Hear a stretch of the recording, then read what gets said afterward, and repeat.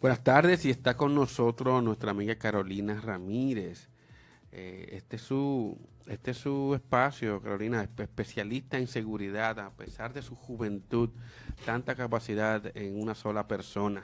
Bienvenida. Gracias, me encanta cuando empiezan presentándome así, que dicen, a pesar de su juventud, esta joven mujer, me fascina eso. Ese es un hecho. Vamos a ver por cuánto tiempo el Señor permitirá que me sigan presentando así. Sí, me acuerda a Leonel que dijeron, oye, me empecé a preocupar cuando dejaron de decirme el joven presidente. Me alegra mucho la acogida que tuvo en las redes sociales, la participación nuestra hace 2 semanas, hablando sobre seguridad. Parece que la gente está muy interesada, no solo en la parte de preocuparse por la seguridad, sino también en analizar un poquitito esos conceptos y entender un poco qué tan amplia es esta dimensión de lo que hablamos como seguridad. La integralidad del tema, la transversabilidad del tema, que toca a todo, nos toca a todos. Sí, porque es que la seguridad es multidimensional y es multifactorial, o sea, y multicausal. O sea, lo que queremos decir cuando decimos eso es que hay muchísimas dimensiones que inciden en la seguridad integral, de forma integral. Y es multicausal porque son muchos factores, a veces que ni siquiera tomamos en consideración, que causan los problemas a la seguridad. Y cuando te digo que es multifactorial, es porque no se puede abordar desde un solo punto. Hay que abordarla desde varios enfoques a la vez, pero con un objetivo específico. Es bastante complejo. Es bueno saber que por lo menos las personas que cada día están más empoderadas y cada día buscan más referencia, están interesadas en estos temas y en el abordaje que le da el Estado, y en el abordaje que le dan las empresas privadas y en el abordaje que debe dar la familia también al tema de seguridad. Así es, así es. Y para eso estamos aquí, para orientar, para educar, para informar sobre los temas de seguridad. Espero que hayas escuchado el discurso del presidente Medina en el día de ayer, ¿no? Claro que sí, claro que sí. Para mí eso es ceremonial, o sea, ese tiempo de ese discurso, ya sea 1 hora 40 minutos, ya sea 2 horas.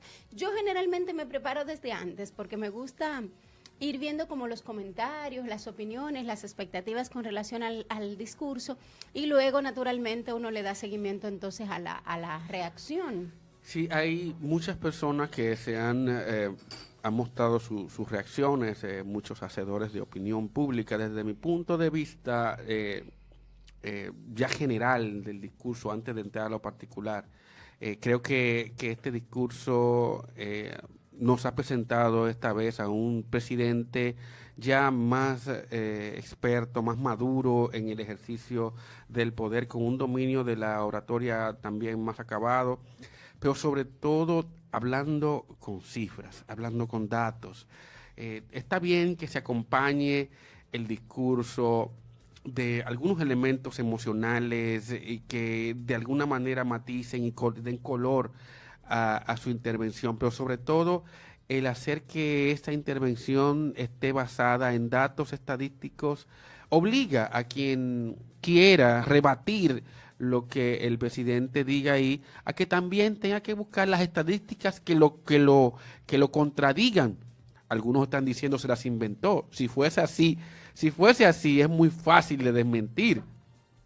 Pero un presidente no se va a arriesgar a eso, sobre todo en una sociedad donde cualquiera tiene acceso a cualquier información si la quiere. Así es, así es. Bueno, yo veo el otro lado de la moneda. Yo estoy muy de acuerdo con el tema de las cifras, de los datos, porque tú tienes que partir de algo y a la hora de formular políticas públicas esa es tu principal herramienta. ¿Tu referencia? Claro que sí. Pero además de el que a mí me gusta mucho cuando a la gente se le explica sobre el por qué y el para qué.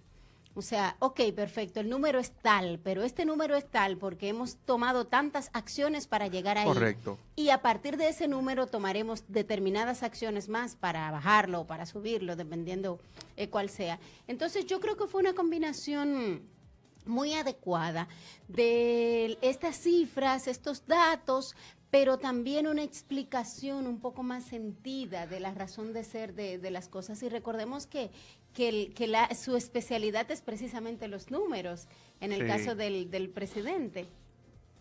Tú sabes que la Constitución, la ley, lo que le obliga a él es hacer una rendición de cuentas del año anterior, y esa rendición de cuentas es más bien una explicación financiera del gasto. Sí, realmente. Es un asunto simple. Sí, lo que sucede es que ya para nosotros culturalmente tiene otra connotación, pero realmente lo que la Constitución obliga es que el presidente el 27 de febrero en la apertura de la legislatura vaya y deposite un documento. Ni siquiera lo obliga a explicarlo. Ni siquiera lo obliga a hablar. Es pero correcto. los dominicanos ya estamos acostumbrados a escuchar a nuestro jefe de Estado y de Gobierno el 27 de febrero, cuando le corresponde ir a presentar las memorias. Es así de hecho. Eso lo que implica es que hay que actualizar la ley entonces al respecto, ¿no? ¿En qué sentido? Claro, porque una ejecución presupuestaria no necesariamente me va a decir la efectividad de la ejecución de las acciones que se hicieron. Sí, en esa parte yo estoy de acuerdo contigo, pero sin embargo, en el caso nuestro, que tenemos un presidente que quizás no está dando declaraciones a la prensa todos los días, es también un buen pretexto para los ciudadanos estar de alguna manera en contacto con su presidente. Eso está bien. Sí, lo que digo es que esa pretensión o esa norma en la cual solamente me obliga a depositar un documento con unas cifras frías de una ejecución presupuestaria ya está desfasada. Ok. Porque yo puedo gastar lo que si fuera un ministerio, lo que a un ministerio le correspondió como presupuesto el año anterior, y no necesariamente ser efectivo. Claro, puedo ser incluso hasta eficiente en el gasto. Exacto. No necesariamente ser efectivo. Y no ser efectivo, tienes toda razón. Entonces, en ese sentido, siempre es oportuno que el presidente pues diga, además de esa rendición de cuenta de qué se hizo, pues proyecte el futuro. Diga, ok, nosotros lo hicimos con este nivel de alcance que produjo estos niveles de información o de datos o de cifras, y queremos entonces en un futuro no muy lejano, al año que viene, el que sigue, pues llevarlo a estos niveles de cifras o estos niveles de datos de tal o cual manera. Hemos sido reconocidos nacional e internacionalmente por instituciones que avalan lo que estamos diciendo. Es decir, ese tipo de presentación de la información se hace necesaria, sobre todo cuando tenemos un pueblo que no necesariamente domina detalles de la información y necesita que se la expliquen. Sí, además los ciudadanos necesitan escuchar a sus líderes. Eso es así, y que le digan cuál es el camino que hemos recorrido y qué pretendemos hacer en lo adelante. Hasta ahora ninguna de las posiciones que he visto que han tratado de denotar la información que presenta el presidente Medina han tenido mucha sustancia. Todos dicen, todo el mundo sabe, todo el mundo ve. ¿Cómo él dice eso? Pero no dice, es decir, las impresiones que están presentando como información son sus pareceres, no hablan de cifras, no hablan de datos contrarios. Lo que pasa es que el dominicano tiene la costumbre, la cultura de opinar, y opinar a veces solo con eso, opinar, o sea, con su juicio. Tú vas en un vehículo de transporte público y la gente monta una conversación y argumenta sobre un tema y debate hasta que llegue su próxima parada, pero eso no necesariamente significa que hizo la investigación apropiada para rebatir cualquier argumento que tengan. Ahora, en un país organizado, lo que se hace es que cuando el presidente da el discurso, ¿verdad? Los centros de pensamiento, los grupos de oposición, se reúnen con especialistas en cada una de las materias y analizan. Entonces, un día después, o dependiendo la urgencia, emiten entonces su opinión formal y dicen, bueno, en el área de agricultura o en el área de economía, la opinión nuestra es tal y tal, y entonces sí establecen bases, pero es con los resultados del análisis de especialistas en cada una de las áreas. Pero escuchar líderes, sus supuestos líderes de opinión, hablando como si fueran pasajeros de carro público, como tú acabas de decirlo, y peor aún, escuchar a líderes políticos pretendientes a la presidencia de la República, también haciendo su juicio, inclusive haciendo chistes malos al respecto, y sin mostrar ni datos contrarios, ni una propuesta de cómo hacerlo de manera contraria, sino montándose. Solo rebatir por rebatir. Sí, y montándose en esa dinámica superficial de tratar los temas, eso no nos aporta socialmente. Claro que no, como sociedad no nos aporta para nada eso.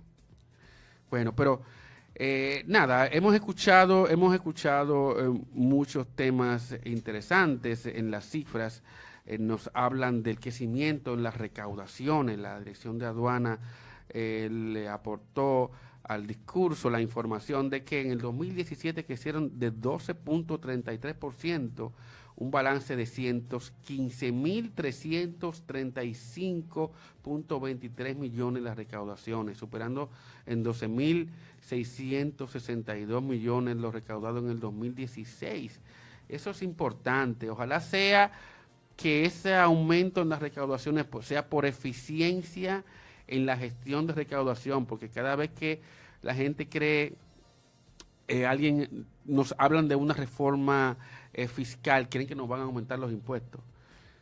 Sí, ojalá sea por dos cosas, ojalá sea por eficiencia en el área de recaudación, como tú dices, y también ojalá sea porque cada vez más los ciudadanos dominicanos vayamos asumiendo el compromiso de cumplir con nuestro deber de pagar impuestos. Así es, para poder reclamar también. Claro que sí, y ojalá entonces nosotros, y en esa parte que tú dices de reclamar, también cuando vayamos a requerir un servicio, cuando vayamos a facturar algo, nos aseguremos que el proveedor del servicio está facturando y está reportando los impuestos, porque a veces, Volques, incluso te cobran el ITEVIS y no lo reportan.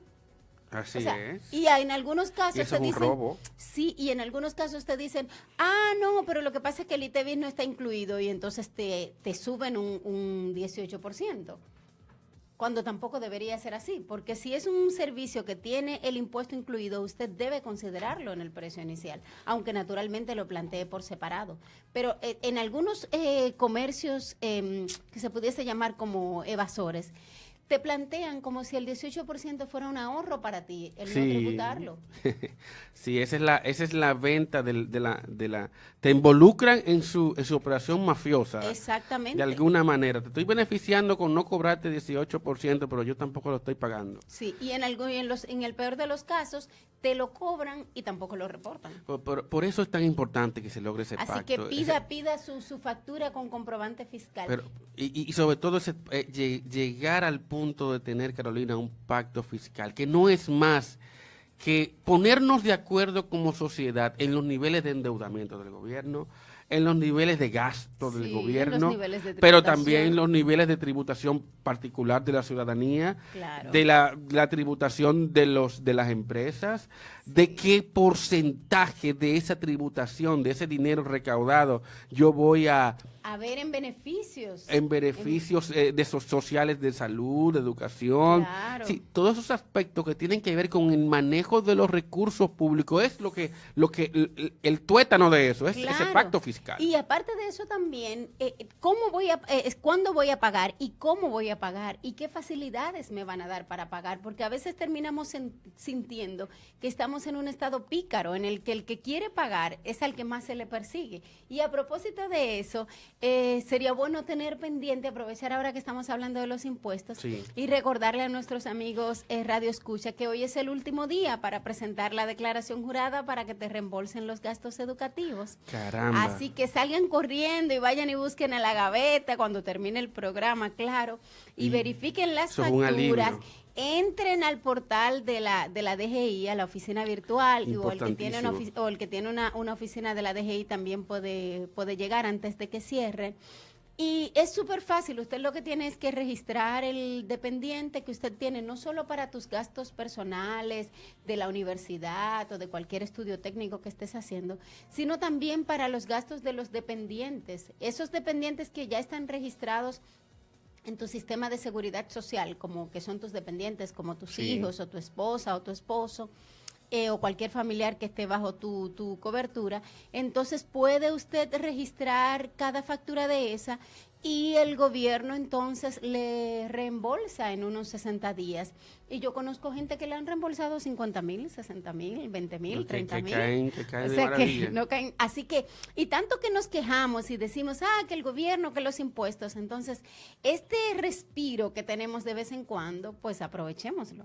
Así es, por eso y tantas cosas hay que estar involucrados en estos temas y ojalá lleguemos pronto a tener un pacto fiscal que sea del agrado y que sea también compromiso de todos los involucrados en esta pequeña sociedad en la que vivimos en vías de desarrollo, para que ya dejemos de quejarnos cuando suba la gasolina, porque exista el manejo de los hidrocarburos como una manera más de capturar impuestos y no sea necesario tener que hacerlo de esa manera, porque ya tendríamos, si tenemos un pacto fiscal y una política fiscal eficiente, tendríamos ya mecanismos mucho más objetivos y claros de poder obtener ese dinerito. Claro, y que en ese pacto fiscal establezcamos cómo vamos a fiscalizar los fiscalizadores, sí, para asegurarnos de que naturalmente nuestros impuestos vayan al beneficio de la sociedad y que eso se pueda repercutir en mucho más seguridad, en mejores calles y mejores condiciones de vida. Otro tema, Carolina, que tocó el presidente fue el tema del crecimiento de la economía. Él manifestaba que en el 2017 República Dominicana creó riquezas por 73.770 millones de dólares y disminuyó pobreza con la creación de empleos, la democratización del crédito, la revolución educativa y más dominicanos con seguro de salud. Todos esos temas, tanto de acceso a fuentes de empleo como educación y salud, son indicadores de desarrollo humano, ¿no? Eso no es algo que se inventó el presidente, sino que esto es algo que globalmente está definido. Sí, sin embargo, una de las debilidades que hemos tenido como sociedad es que a pesar de que tenemos más de una década con un crecimiento envidiable en la región, no hemos logrado como dominicanos que en esa misma proporción ese crecimiento repercuta en la distribución. Claro, y en el desarrollo humano que tú planteas y en el bienestar de las personas. Planteaba el economista Amartya Sen, premio Nobel, que la razón de ser del crecimiento económico debe ser el bienestar de las personas y que no sirve de mucho que logremos crecer en número, en dinero, cuando no podamos conseguir que las personas puedan disfrutar de eso. Obviamente, entonces, si no hay crecimiento no tampoco se puede puedo generar desarrollo. Exacto. Entonces, ya que nosotros tenemos la parte de que estamos creciendo, hay que hacer aprovechemos esa fortaleza y cada uno de nosotros, desde el rol que nos toque jugar, aportemos a la construcción de ese desarrollo que al final va a repercutir en bienestar de todos nosotros. Porque de nada sirve tener todas las riquezas del mundo cuando las personas no pueden vivir. Ahí tenemos la situación, por ejemplo, con la hermana República de Venezuela. Es un país con una riqueza impresionante, sin embargo, nuestros hermanos venezolanos quizás no pueden disfrutar del bienestar que pudiesen tener con esas riquezas bien administradas en beneficio del desarrollo de la gente. Entonces, naturalmente, es imposible tener desarrollo sin crecimiento. En estos momentos. Entonces, ya que estamos en crecimiento, aprovechemos para fortalecer el desarrollo. Así es, en este momento los venezolanos están prácticamente como refugiados económicos en toda... ¿Tú sabes lo que es eso? Un país con millonario, esa riqueza con del Orinoco ahí, con todas esas reservas de petróleo y un país con una riqueza impresionante. No se puede perder la perspectiva. Precisamente hay un compromiso mundial de estrategias de desarrollo sostenible que cada país se supone que la emula a través de políticas. En el caso nuestro es la Estrategia Nacional de Desarrollo, donde todas las instituciones públicas entonces deben hacer un esfuerzo de apoyar cada pilar que le corresponde en cada uno de los ejes de la estrategia, con sus acciones operativas y con sus acciones de su naturaleza, la que le corresponde. Claro, esa estrategia nacional de desarrollo, luego en esas instituciones se convierte entonces a un nivel en un escalón más abajo, en su plan estratégico institucional. Exacto, y luego ese plan estratégico institucional donde tú defines los objetivos y hacia dónde quieres llegar como institución y cuál es tu razón de ser. Entonces, luego cada año, en función del presupuesto, se establece entonces tu plan operativo anual en el que tú vas a materializar esos objetivos. Y entonces, ahí están los numeritos entonces que decimos al principio. Si usted ya lo puso en su estrategia como país y lo planificó en el presupuesto y lo concluyó en el año, entonces usted puede fácilmente decir, oye, ¿usted fue efectivo o no? ¿Verdad? Sí, claro, para eso es que están las mediciones. Para eso es que están las mediciones. Entonces, si ya el presidente en su discurso sacó esas estadísticas y las presentó como logros, porque lo pudo conseguir a través de la información que cada dependencia suministraba por el tema de los logros que pudo haber realizado en su año de gestión y en años anteriores, pues los detractores del discurso, los que tienen que tomar esa información y ver si es verdad o es mentira. Y si es mentira, pues entonces, oye, qué fácil sería entonces desenmascarar ese discurso. Y si hay una parte en la que se considera que se está fallando, lo que hay que hacer es fortalecerla. Correcto. Y entonces usted, al analizar, usted dice, ok, estamos fallando en tal parte. El próximo paso es, ¿qué yo puedo aportar desde mi institución, desde mi organización, ya sea como oposición, ya sea como sociedad civil, ya sea como un ciudadano cualquiera, un ciudadano común? Aporte. Claro que sí, veamos entonces en qué podemos aportar. Si lo que necesitamos es, por ejemplo, seguridad comunitaria, ver cómo yo puedo involucrarme con la comunidad, cómo yo puedo asegurarme, por ejemplo, de incidir para que no se pierdan días de clases, por ejemplo, después que hemos tenido una lucha titánica por el 4%, después que lo hemos logrado, entonces ahora como que se nos olvida y entonces dejamos de aprovechar esos beneficios y nuestros alumnos están perdiendo clases y no se están aprovechando. Entonces ¿Y cuánto hay que involucrarse en saber inclusive cuánto nos cuesta cada vez que esos alumnos pierden clase y cómo me afecta eso que yo programé, que se supone que debía alcanzar en mi meta educativa. Ese numerito que vuelvo y repito es el indicador de que estoy mejor o peor. Eso, hasta ese punto debe llegar la ciudadanía. Sí, y en estos días yo estuve escuchando la cantidad de dinero que se pierde por día cuando dejamos de impartir docencia, por lo menos en el sistema público un día. Pero, ok, perfecto, pierdo determinada cantidad de millones, pero aparte de eso, ¿cuánto estoy retrasando el desarrollo nacional? ¿Cuánto le está faltando a ese alumno esa instrucción que debía recibir ese día? Así es, señores, le damos la bienvenida a Jacobo Mateo, que está aquí con nosotros. Hoy por lo menos no le dijiste moquete. Estaba a punto de decirle. Ay, Dios mío, muy buenos días a todos, de verdad, lamentando no, primero escuchando, deleitándolo de hablar sobre el discurso, la rendición de cuentas del presidente, lo puntual, y que sobre toda manera me gustó más que este año él se esforzó más en el porqué de las cosas, porque muchas veces se dan los números fríos, pero no se explica. Me recuerdo una vez en un discurso del expresidente Leonel Fernández que él hablaba sobre la presión tributaria y decía que habían países que tenían una presión tributaria más grande que nosotros, pero el admirado presidente, el querido presidente, no estaba comparando la presión tributaria con países como Dinamarca, como Noruega, como Inglaterra, y la gente se quedó diciendo, oye, ¿cómo este barbarazo viene a compararnos a nosotros con Dinamarca, con Noruega, con países que son de primer mundo, que tienen una calidad de tremendísima, con esta media isla? Y luego un profesor de economía nos decía, no, lo que pasa es que él cometió el error de no explicar a qué se refiere. Dice el presidente, este año, si me lo permiten, en mi rendición de cuentas voy a poner menos énfasis en las cifras, como tocaba decir, y más en el porqué de las cosas. Por supuesto, les daré los datos que confirman todos los logros que acabo de compartirles y muchos otros.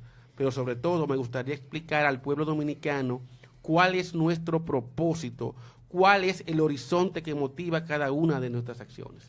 Precisamente, entonces, mira, en honor a la verdad, yo tengo que decir, yo he visto varios discursos, pero de los pocos que evitamos, para ser sincero, como 4 más o menos, de las rendiciones de cuentas. Pero este fue el primero que desde que empecé a verlo no pude quitarlo. Porque si, óyeme, cada vez yo decía, ven acá, pero mira cómo él me está explicando, hablaba del crecimiento económico y decía, a pesar de las tormentas de Irma y María, mira cómo él empezó a hablar del asunto de la inversión en educación. Si bien él decía que somos el país que más está invirtiendo, estamos entre los países que más invierten en educación con relación al Producto Interno Bruto, sino en qué se está haciendo, pero aún hay más. Fíjate cómo habló en el asunto del MESIT y hablaba de que los estudiantes, los dominicanos que viven en el extranjero, que quieran retomar su carrera universitaria, van a poder hacerlo en este país. Eso es una novedad. Sí, eso es una novedad. Y la que más me gustó, que de verdad me pasé vergüenza en el lugar donde estaba, porque en un sitio público y yo me paré a aplaudir y luego fue como que caí, todo el mundo, tiene que ser peledeíta. Pero en realidad fue cuando dijo que se están trabajando con los jóvenes que dejaron la escuela para que puedan terminar en la escuela. Y eso me llenó de orgullo, me llenó de pasión, la emoción, porque estamos en una revolución educativa con los jóvenes, con los más niños. Pero, ¿dónde están esos muchachos que en primero y segundo de bachillerato tuvieron que soltar? Sí, y que desertaron a veces por una materia o porque perdieron unas pruebas nacionales o porque en ese momento no podían. Yo conozco gente que tienen una sola materia que debían. Oye, y desertaron. Y eso de desertar por una prueba nacional, eso es criminal. ¿Tú sabes por qué? Porque se supone que la razón de ser de la prueba nacional no debería ser que exactamente es precisamente medir qué tanto tú pudiste aprovechar el currículo. Oye. Claro, oye. Y bueno, las pruebas nacionales, aunque en su momento cumplieron el rol que queríamos. En su momento hace 30 años. Bueno, claro. Porque fue por parte del primer plan decenal hace 30 años. Claro. Y en el 2018 se está clausurando el tercer plan decenal. Sí. No hemos llegado a nada en los planes decenales. Era un plan decenal y se reeditó por 3. Por 3 veces. Es así. Entonces, perdóname, y las pruebas nacionales fueron un instrumento transitorio de medición del primer plan decenal. Y se convirtió no hay otro. No, pero recuérdate que en República Dominicana nosotros ponemos un plan piloto y se queda permanente. O sea que eso es así. No, pero lo que te decía de las pruebas nacionales es que en vez de convertirse en un puente para facilitarte el avance, lo que se convirtieron fue en una muralla para mucha gente. Mucha gente dejó los estudios por eso y otras personas desertaron durante el bachillerato. Para mí fue muy impresionante esa medida y sobre todo porque se está haciendo en coordinación con otras. Ok, perfecto. Terminas el bachillerato, la educación formal, pero sin embargo te voy dando facilidades para que puedas hacer una carrera corta, una carrera técnica y no tengas que ir a pasarte los 4 años, porque la gente dice 4 años, 5 años en la universidad. Pero si puede hacer un equivalente a un bachelor, qué sé yo, de 2 años exactamente, y ya tienes una carrera. Sí, mira, él cuando estuvo hablando, que dejó inaugurada la escuela de hotelería, gastronomía y pastelería en Higüey, en el Infotep, eso es un sueño para los que están preocupados en el tema de la juventud en la región este. Yo duré en el 2016 viajando prácticamente 2 veces al mes, trabajando de manera voluntaria con jóvenes. Y era algo que me decía un muchacho y a mí dice, oye, aquí no hay centro de Infotep. ¿Qué yo voy a hacer? En la mayor zona de producción turística del país. Sí, así es. Y me decía, mira... Mayor demanda de mano de obra calificada técnica, no había un área una escuela de Infotep. Él me decía, por ejemplo, mira, yo me voy a un hotel a trabajar como maletero, a trabajar en el área de mensajería, de tratar de entrar, de formarme. Pero lo que yo voy a ganar, yo me lo gano más fácil en un motor y no cojo tanta lucha. Y yo decía, oye, pero que tú tienes que mirar en el futuro. Me dice, ¿pero a dónde? Y le dejan el espacio entonces a la mano de obra haitiana, que luego escala a los hoteles y cuando viene a ver ya no hay nacionales dominicanos. Lo que estaba pasando la mano de obra extranjera, porque también cada vez más vemos nacionales de otros países que a veces vienen más calificados y entonces vamos perdiendo ese allá, espacio ahora laboral. mismo estuve este fin de semana en un hotel y la cantidad de venezolanos, la cantidad de haitianos, la cantidad de colombianos que Sí. había con respecto a otros años anteriores es impresionante. Mira lo que estaba pasando en el 2016 cuando empezamos a trabajar y a monitorear la situación. Muchas veces la casa matriz de los hoteles, hay un hotel en específico que está en Palma de Mallorca, si no me equivoco, en España, ellos no confiaban en la agencia de recursos humanos que tenían aquí, porque decían, oye, y de verdad este es el mejor talento que tú me encontraste en República Dominicana, y decidieron que todos los trabajos lo iban a contratar directamente desde España. Hacían una publicación en un periódico y todo para tu entrar tenía que entrar directamente desde la página. ¿Qué pasaba? Que los dominicanos, como la mayoría todavía están acostumbrados a buscar los trabajos en los clasificados, no lo veían o lo veían como un puesto muy alto. Entonces, hoy en día, ¿qué ha pasado? Hoy en día, con este nuevo centro que se cree que se formó en el Infotep, ya los hoteles van a tener una bolsa de futuros empleados que pueden contratar, una bolsa de técnicos, porque me daba vergüenza lo que me decía el gerente general de un hotel en la zona este.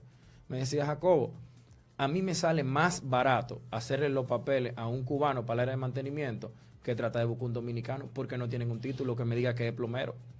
Sí, pero ahí también está fallando el gobierno dominicano desde el Ministerio de Trabajo, porque nosotros tenemos una ley donde establece que el 80% de los empleos deben ser para nacionales dominicanos. Correcto. Entonces ahí está el tema de supervisión, y se supone que en el Ministerio de Trabajo, incluso en el Ministerio de la Mujer y en el Ministerio de la Juventud, debe haber también un área para el tema de colocación y una oficina para gestionar oportunidades y publicárselas a la gente y difundirlas. Por ejemplo, esa información que tú tienes, que tú estás diciendo, por ejemplo, de las aplicaciones en Internet, perfectamente en esas oficinas, en esas instituciones, debería dársele difusión a esas oportunidades. Sí, Hay todo, es un conjunto de cosas. Claro que la sí. parte del Ministerio de la productividad tiene que tener un norte.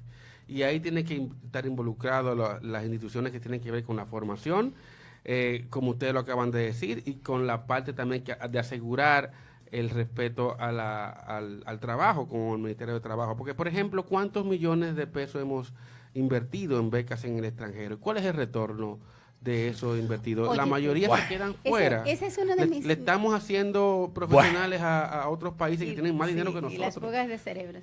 Y Tú se sabes nos que fugan. esa es una de mis más grandes decepciones con relación al sistema que tenemos en República Dominicana.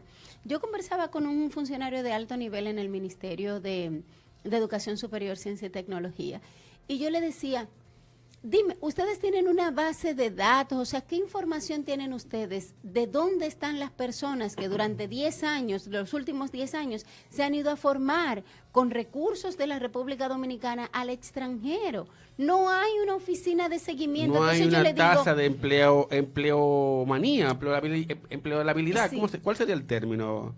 mira, para mí lo importante es la tasa de retorno. Sí, es la que tasa haya de una retorno para canasta, nada de eso. es que haya una canasta, una cesta para recoger todos esos frutos. El ITLA Entonces, tiene en ese índice un 86% y el Infotep tiene un 84% de los técnicos egresados allá que consiguen trabajo y se quedan en la mayoría en el estado, en la parte local, pero no tenemos cifras de la parte de educación superior. y es una locura. Entonces, otra cosa, es como el perro que muerde la cola, porque cuando te vas al extranjero con una beca del MESID, aparte de que a veces pasan muchísimas dificultades por el tema de planificación y que te llegan 2 meses después el dinero y todo eso, pero tú te vas firmando un contrato que me parece bastante bien, en el que te comprometes con el gobierno dominicano a regresar y durante 2 años poner tu talento, tus nuevas capacidades al servicio del desarrollo de la República Dominicana. Pero tú sabes qué pasa, entonces esos jóvenes talentos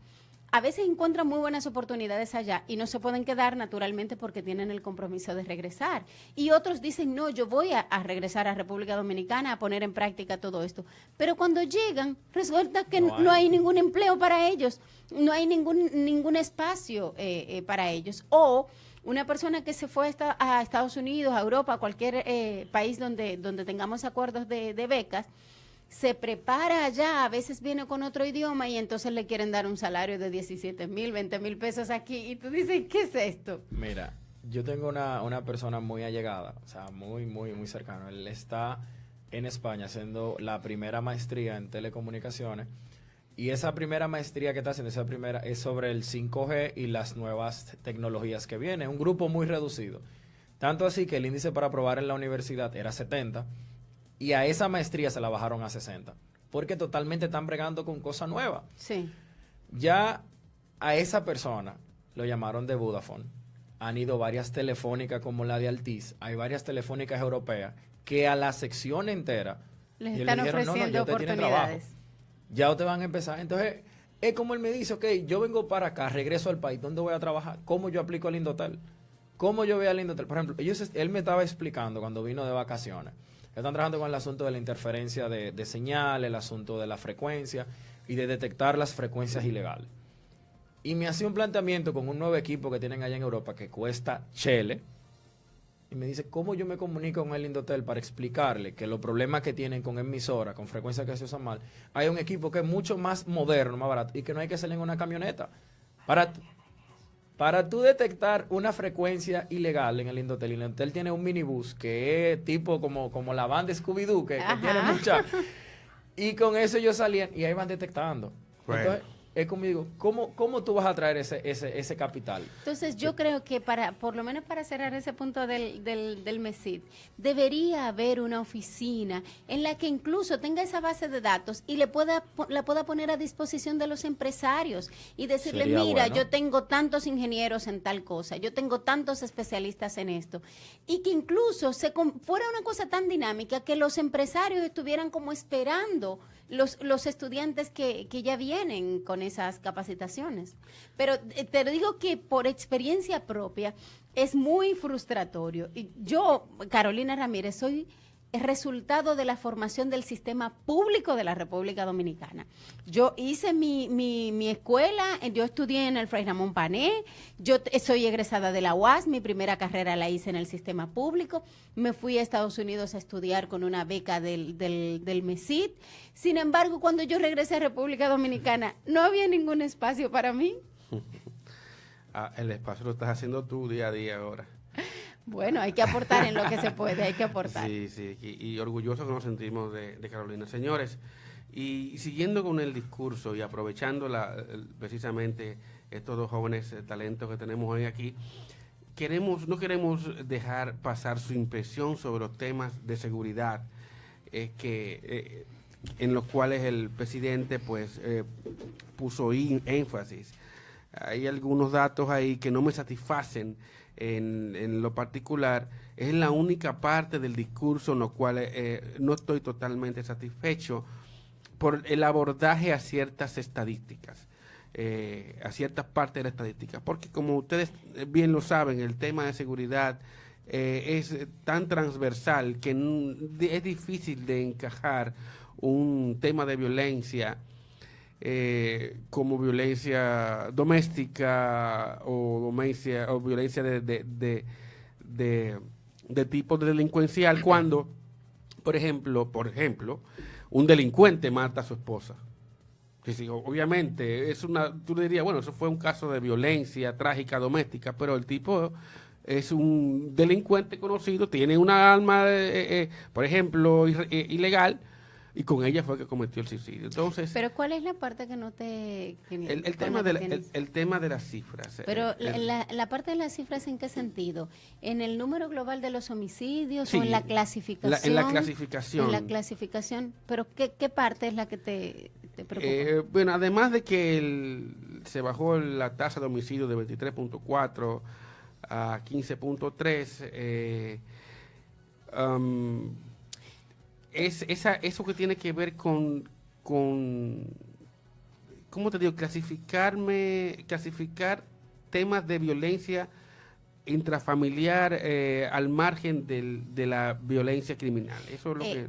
No me gusta. Es criminal de todos modos. Cuando matas a alguien es un crimen de todos modos. Ahora mira, hay unos detallitos que hay que tomar en consideración. Ese 23.4 que tú planteas y con relación al 15.3... Dice, una cuarta parte de los homicidios sí es el resultado de acciones criminales y delictivas. El resto corresponde a situaciones diversas, incluyendo por muertes por suicidio. Sin embargo, más allá de los datos, lo cierto es que los miles de dominicanos han perdido sus hermanos y hermanas, padres y abuelos, y han enterrado a sus propios hijos. Entonces ahí él empieza a hacer una... Pero para analizar un poquitito, te decía que ese 23.4 de la tasa de homicidios, el índice por cada 100.000 habitantes, que ha bajado al 15.3, no es del 16 al 17. Es bueno tomar en consideración que eso es desde el 2012. En el 2012 nosotros teníamos un índice de 23.4. Muy bien. Y ahora realmente hemos logrado bajar, pero hemos logrado bajar los datos fríos, así solamente el número. Ahora, sin embargo, es muy posible que ese 15.3 se perciba mucho más que lo que se percibía el 23.4, porque la gente tiene mucho más acceso a la información y a las redes sociales, y a veces un hecho te lo multiplican, te lo masifican o te lo divulgan. Con relación al tema de la segmentación, aquí se captura información. Por ejemplo, en el caso de las muertes violentas, ¿verdad? Se hace una estadística de todas las muertes que no son naturales. Dentro de las muertes violentas, el índice mayor que tenemos, la mayor cantidad, es muertes por accidentes de tránsito. Muertes por accidentes de tránsito. Después de la muerte por accidentes de tránsito, están los homicidios. Dentro de los homicidios nosotros tenemos varias clasificaciones, y ahí es en la parte que pienso que viene tu preocupación de lo que planteaba el presidente. Dentro de esas personas que fueron muertas de forma violenta y que no fue por un accidente, que también es una muerte violenta, pero no necesariamente implica culpabilidad en la mayoría de los casos. Entonces, dentro de los homicidios, el presidente decía que la 3/4 parte se dan estos homicidios en casos de convivencia social. Es decir, que además de que el crimen y la delincuencia organizada y la delincuencia común nos está llevando a los ciudadanos, la mayor parte de pérdida la estamos teniendo en el nivel de violencia que tenemos como sociedad. Entonces, naturalmente, el mayor índice lo tenemos en el tema de violencia intrafamiliar, pero nosotros tenemos muchísimas muertes por una discusión por un parqueo, por una discusión por una cancha, por una calle, saliendo de una discoteca, por una muchachona o al revés, o sea, y todo eso se da en un entorno de violencia en contacto, de convivencia social. Entonces, dentro de los homicidios, el índice mayor que tenemos es el de feminicidios, eso sí, pero cada estadística está especializada no simple y llanamente para segmentarla, sino porque solamente así es que se pueden hacer políticas públicas para atender cada caso,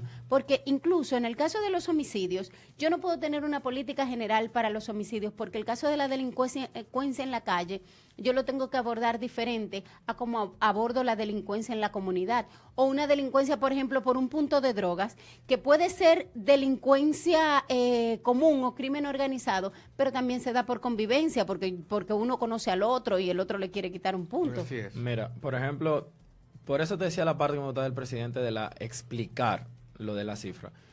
Y me gustó la parte cuando él empieza diciéndole, y cito, yo no quiero hablarles de violencia, sino de lo que estamos haciendo para combatirla y prevenirla. Y ya hemos comenzado con medidas importantes.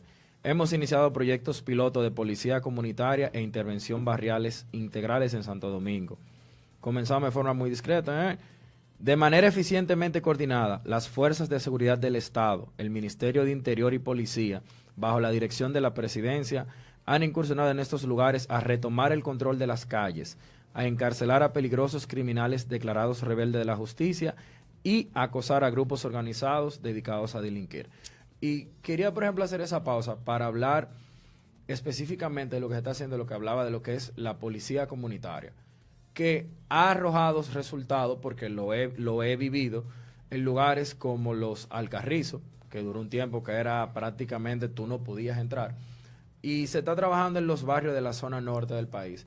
¿Pero en qué sentido? Porque muchas veces se estaba dando el caso en nuestro país en que el policía, primero, ni interactuaba con la comunidad, ni estaba con la comunidad, pero el Estado, como está haciendo bien la DGPEP, el Estado no entraba a los barrios. Ojalá que la policía también nos hable con datos ahí, inclusive hasta de percepción, de antes y después de la implementación de la estrategia de policía comunitaria. Mira, sí.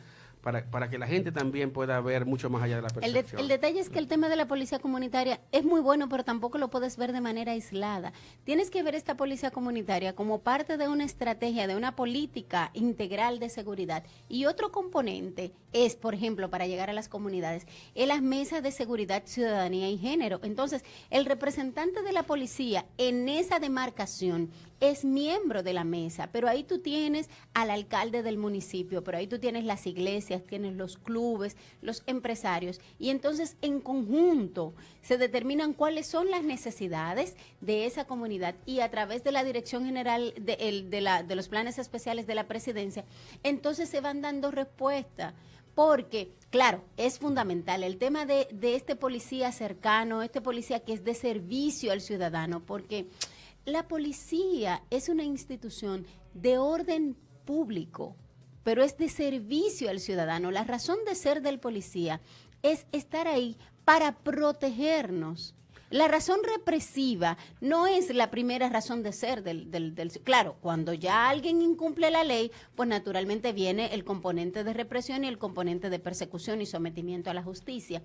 Pero los ciudadanos dominicanos, yo aspiro a que llegue ese momento en el que podamos ver al policía como ese servidor público que está ahí para protegerme. Ahí la importancia de ese acercamiento a las comunidades del policía y sobre todo, ojalá que existan esos policías que se involucren tanto en la comunidad, que ya conozcan detalles de esas comunidades y que, aunque hay que rotarlo de manera dinámica, ya se conozca, se cree como un acervo particular de los temas y de matices de esa comunidad y que se transmita y que esos policías también puedan abordarlo efectivamente.